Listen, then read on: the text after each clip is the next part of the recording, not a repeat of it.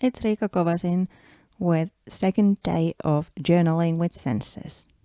This time I'm tackling hearing. As I have this Finnish thread going through the 3 posts, this time I used Jean Sibelius' Andante Festivo for my inspiration. Unfortunately, I can't add it to the video, but I'll make sure I'll add a link to the description box so you can hear it. The music made me think about a Sunday walk in the turn of the century, and some roses and ladies with white gowns. So that's why I chose to go with pinks and peach colors for my background, and later on I added a little girl with a white dress as my focal point. As you can see, I started the page really easily just by spraying some acrylic paints to my paper. That's kind of just breaking the blank page. Then I start making layers on top. First, I'm adding some stenciling using a Stencil Girl 123 stencil and heavy cream acrylic paint from Paper Artsy. I also add some pink stenciling there using Number Drip stencil by Stencil Girl. The light, airy feel of the music made me think about watercolors as well, but I didn't want to add watercolors on top of my acrylic, kind of fearing that when I start layering later on, the watercolors will start bleeding as they are not permanent after drying. So instead, I decided to use Aladdin Ink pigment inks. I'm treating those as watercolors, or like watercolors. So I made a little palette on top of my acrylic block and then used water to make those inks flow on top of my sheet. I'm also diluting the colors heavily so they are not opaque when the page is dried. After I had some pools of color and streaks of color in the page, I then dried with a heat tool, making those streaks even more visible in a way. When the sheet is dry, I then started adding some flowers on top. And as this is the background, I can't go too much dimensional, so I can't add paper flowers to the page. But instead, I added some stamped flowers. This is an AB Studio flower stamp, and I'm using watering can to stamp it. I also mixed in some Paper Artsy stamps to make it more grungier at places. And to highlight those flowers, I use watercolor pencils, but don't activate them with water. I just color them using pale tones so they are a little bit more visible in the background. I could have used just colored pencils, but unfortunately I don't have such pigmented pencils that would show on top of the acrylic paint, so I used these. Here you can see the finished background.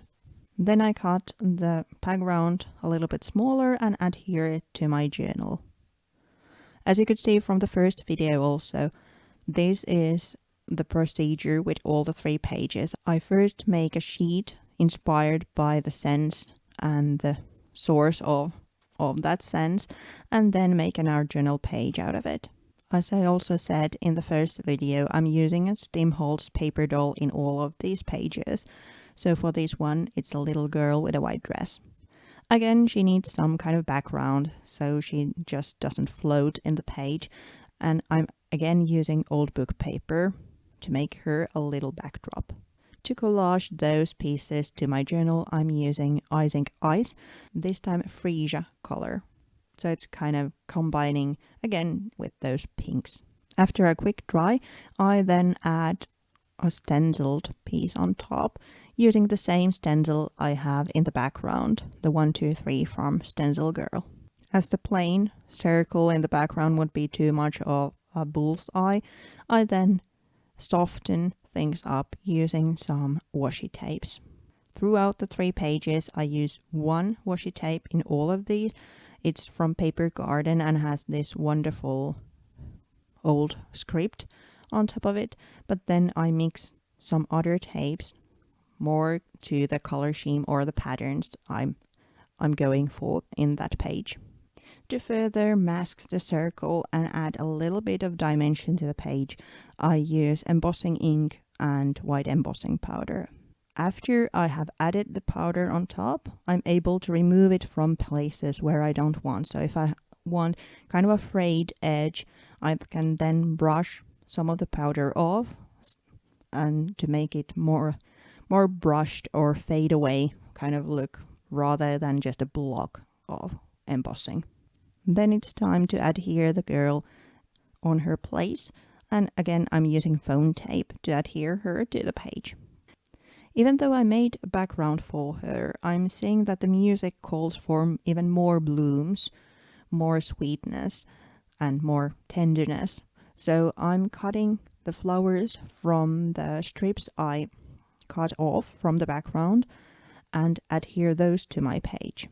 So even though they are not perfectly colored, they are from the same sheet, so everything goes nicely together when I can then just adhere them to the page.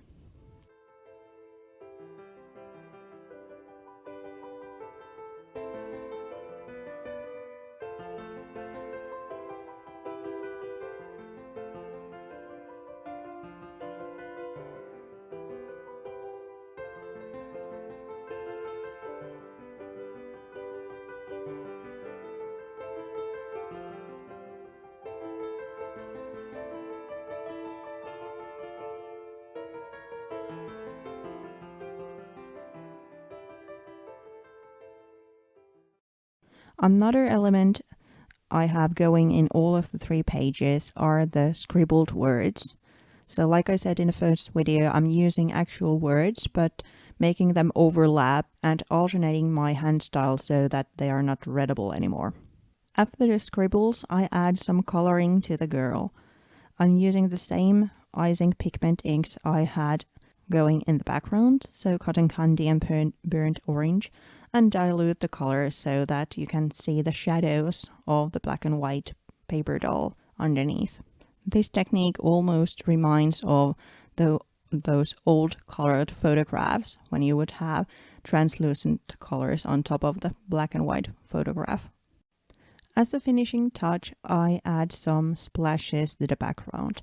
First, I add some gray splashes, but a little bit later, when I was already done taping the video, I actually added some really thin black ones as well to add some contrast to the page. And like in the previous video, I added the journaling after taping the video. It's easier for me to really ponder about the journaling when I don't have the time frame of the video to consider. Again, the journaling is in Finnish, but I have a translation of it in my blog. And please remember to be back tomorrow when it's the 3rd day, and that's where I'm tackling smell. Bye for now!